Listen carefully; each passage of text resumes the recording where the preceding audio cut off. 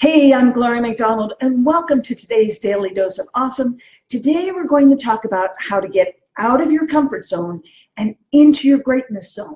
Specifically, I'm going to give you 5 secrets so you can get out of that stuck, stagnant place and into effective action. And I'm going to share with you the #1 arch enemy to your success, the great dragon that every leader has had to slay, and I'll show you how to slay it. And as you're about to see, when you start using these 5 secrets, you'll be able to get out of that stuck, stagnant place and into effective action so you can start recruiting more team members, making more sales, and building your business faster. So let's see if, let me know if you're here and if you can hear me. Hey, Marilyn, great to see you here today. Just want to make sure everybody can hear me okay, and touching base here with everybody. Hey. Okay, so let's dig right in.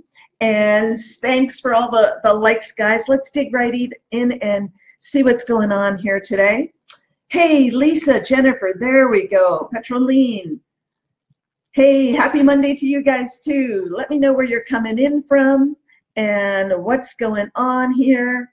Good to see everybody here. Okay, so here's the big question. What do you think is the #1 arch enemy to your success? What is that great dragon?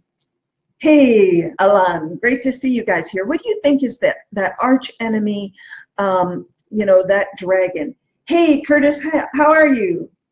Great to see you. So here's the thing.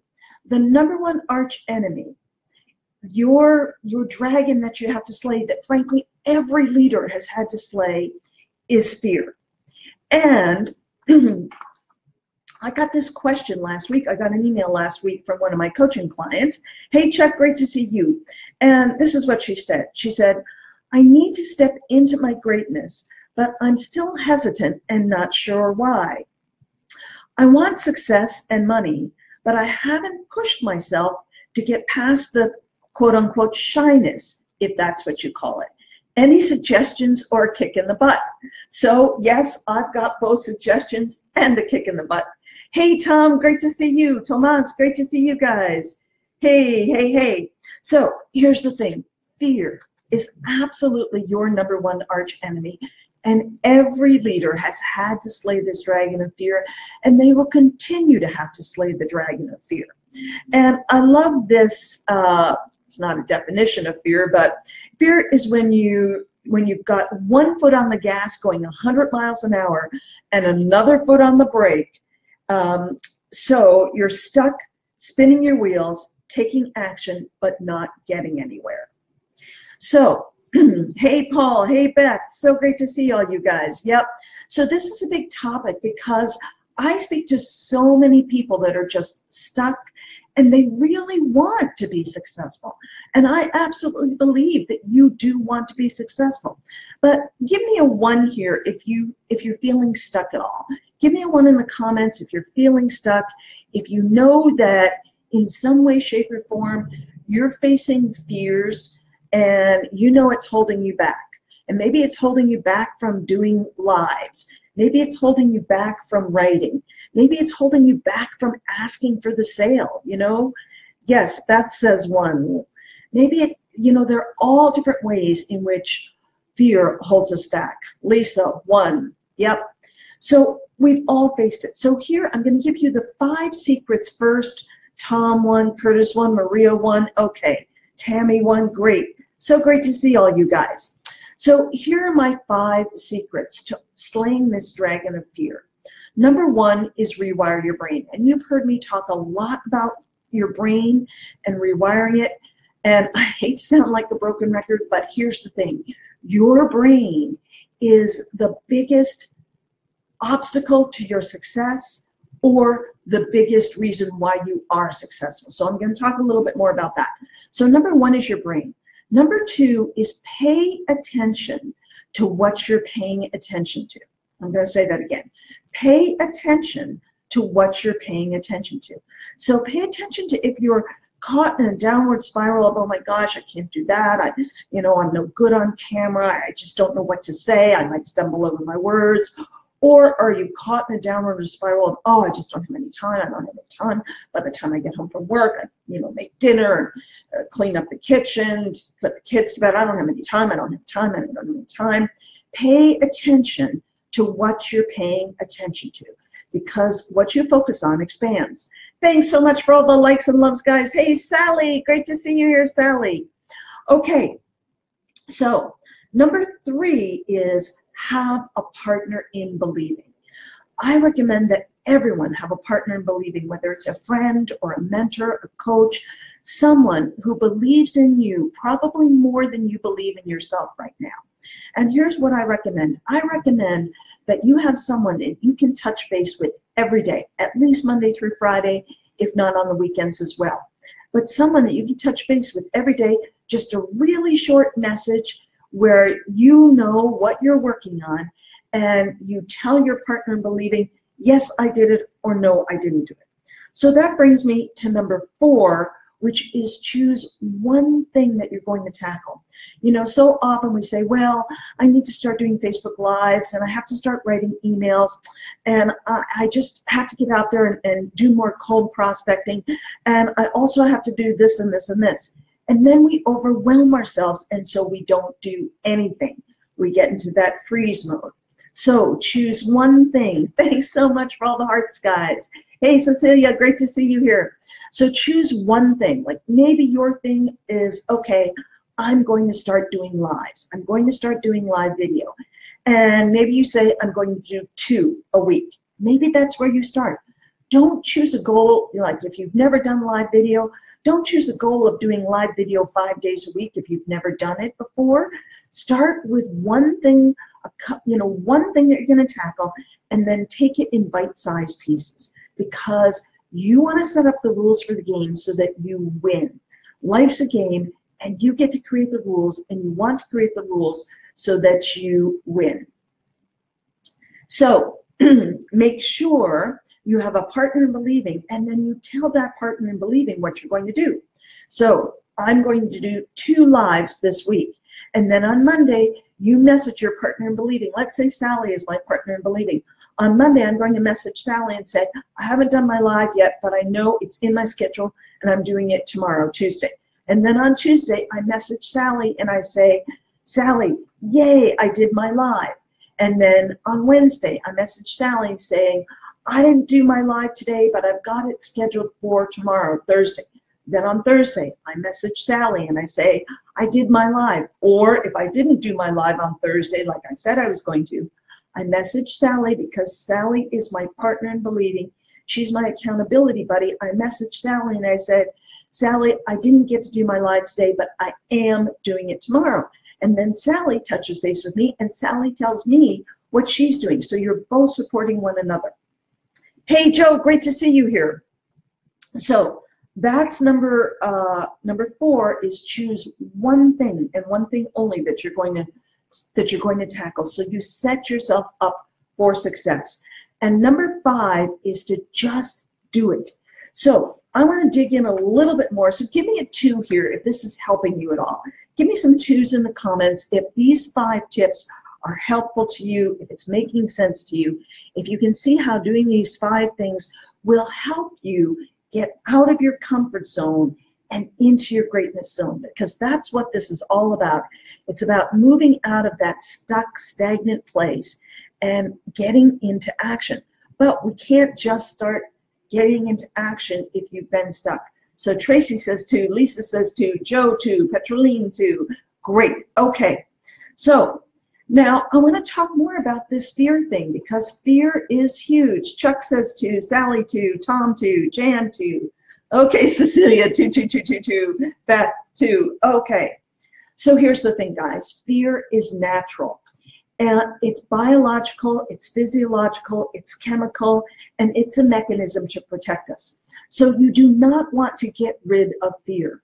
We need fear because, if an explosion happens or something happens, fear keeps us, fear makes us do things like naturally protect ourselves. Fear is important. So you don't want to get rid of fear, but you do want to understand and learn about fear and understand how to manage it, learn how to manage it. So there are 400 billion bits of information coming through your five senses all the time. At any moment, there are 400 billion bits of information coming through your five senses. And your brain is constantly scanning for, and it's assessing to see if there's any danger coming from everything that your five senses are taking in. And when we feel fear as human beings, we naturally move away from it. Just like I said, if there's a loud bang right off to this side, you're just going to naturally move away from it and maybe protect your face or whatever. It's a human instinct and you need it. So the question is, what are you afraid of in your business and what are you moving away from in your business? Because don't forget, this is natural. So are you afraid of rejection? Totally natural to be afraid of rejection. Are you afraid of failure? Again, totally natural to be afraid of failure. Are you afraid of looking ridiculous, looking silly, looking like a fool? Are you afraid that people are going to think you're weird? So here's the deal. Your fears, where are they? Are they in the current or are they in the past? They're in the past. All of our fears are in the past. And your brain is literally handling 10,000 trillion actions per second. I'll say that again. Your brain is handling 10,000 trillion actions per second. That's amazing. And what happens is your amygdala, that ancient part of your brain that it's at the base of your brain, is literally telling you to go into fight, flight, or freeze mode. So if you go into fight mode, if there's something in your business, that's throwing you into fight mode, then that could look like blaming other people, blaming your upline, blaming your downline, blaming your sideline, blaming your company, blaming the system, whatever it is. Flight mode would be not showing up when you say you're going to show up, not being on a call when you say you're going to be on a call, or quitting. Freeze mode would be procrastinating, just being too busy, finding 1,000,001 excuses for why you can't do something. So the right prefrontal cortex of your brain analyzes those trillions of bits of information that are coming to you, and it analyzes them and compares them to your past. And so it's saying, does this look something like anything from my childhood, like the time when you were made fun of at school, or the time when you weren't picked to be on a team at recess, or the time when your mother scolded you about something, or the time when your father told you maybe you weren't as smart as your brother, or the time when your teacher wrote a negative comment on your report card. So your brain is scanning for all those things, and if it's finding anything that's like that, it's going to say, no, stop. And it puts you into flight, freeze, or flight, freeze, or fight mode. And then your left prefrontal cortex of your brain, this is your CEO, the genius, where your dreams and the strategies and all your plans are. Okay, so Connie says you tend to freeze. Okay, let me know what you think you do. Do you tend to freeze? Do you tend to go into flight mode? Or do you tend to go into fight mode? Let me know what you think you tend to do. Put something in the comments there. So the thing is, the prefrontal, your left prefrontal cortex, is where all your brilliant ideas are and all your dreams and all of those things. But this doesn't, your left prefrontal cortex doesn't kick into action until all the things from your past have been sifted and sorted through, and it feels quite comfortable that you're safe. So Curtis, you say you tend to freeze. Petroline, you were researching this topic. Yes, good, okay. So Lisa, you feel like you do different things different times. Of course, we're human beings. We don't always do the exact same thing. But here's the thing. This is so important to understand, that your brain is just a record of the past. That's all it is. So really what's going on is a little 6-year-old is running your life. And do you want a 6-year-old running your life? I don't think so. Okay, Sally, you say you freeze. Connie, okay, you love to find other things to do. So that's moving into flight mode. That's doing other things. You're moving away from your comfort zone, or you're moving away from the fear, and you're finding other things to do. Okay, so you have to reprogram your brain to have a different future. So fear is just an emotion from your memory banks projected into the future of a possible reality, which causes an unpleasant feeling. So are you going to move towards pain or away from pain? So most people run away from that dragon of fear, that dragon of pain, but leaders move towards the dragon. We prefer to stay in our comfort zones and instead of moving towards our goals and our dreams. So Keith Cunningham, who is a mentor of mine, used to always say, everything we want in life lies on the other side of fear. So everything you want in life lies on the other side of that dragon. Your dreams, your goals lie on the other side of that dragon of fear. Okay, so you have to slay the dragon. And in order to slay the dragon, what you do is you need to learn how to master and regulate your emotions, plus upgrade your skills and knowledge. So you start to learn to take managed risks. So when you take managed risks, what happens is your fear circuits lower, and then you can start to take action. And what we do is, right now, if you're never taking action, you start to take a little bit of action within managed risks. So yes, you know you're going to be nervous when you do a live. Okay, that's a managed risk. You're not going to die. Nobody's going to be dead. But okay, you're going to feel butterflies in your stomach, tightness in your chest, tightness in your shoulders. You're going to feel that. It's a managed risk. So you know you're going to do it. And then you do it. And then you do it again. And then you do it again. And what happens is, instead of never taking action, you start taking action 10 times out of 100. And then you up it to 20 times out of 100. And then 30 times out of 100. And then 40 times out of 100.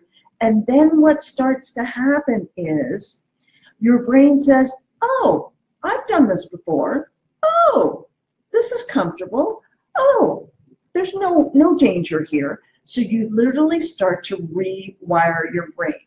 Yes, Curtis, it's all about baby steps. Yes, and Keith Cunningham is the original Rich Dad.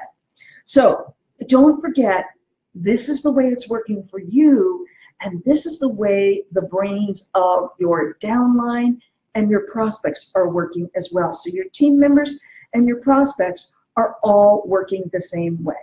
So again, the 5 secrets are to rewire your brain, and it takes constantly doing it. You know, stepping out of your comfort zone a little bit, then a little bit more, then a little bit more, then a little bit more. Pay attention to what you're paying attention to. Pay attention to what you're focused on. Number 3 is have a partner in believing. Yes, daily habits, absolutely. So have a partner in believing, someone who can believe in you maybe as much as or as more than you believe in yourself right now. Start by choosing just one thing that you're going to tackle. Don't try to tackle, 5 or 6 or 7 things at one time. Start by choosing one thing to start rewiring your brain to say, oh, okay, this is comfortable. I've done this before. Okay, I can do this. Okay, I'm not going to die. Okay, okay. So start to rewire your brain by choosing one thing. And then number 5 is you're just going to have to do it. You are going to have to give yourself a good swift kick in the you-know-where and get out there and do it. So thanks so much, guys. Thanks for the likes and the loves. Really appreciate you being here. I hope you found this helpful. And if you are really ready to upgrade your skills and your knowledge, then I want to invite you to hop on over to elitemarketingpro.com. That's elitemarketingpro.com, and find out about the No Excuses Summit, which is taking place in June in Las Vegas, where you will hear some of the absolute top people in the network marketing industry, and you can really upgrade your skills and your knowledge. So again, hop on over to elitemarketingpro.com to register for the No Excuses Summit. I hope to see you there. I will be there. I'll be speaking on stage, and I look forward to seeing you all there. Thanks so much, guys. See you again soon. Bye.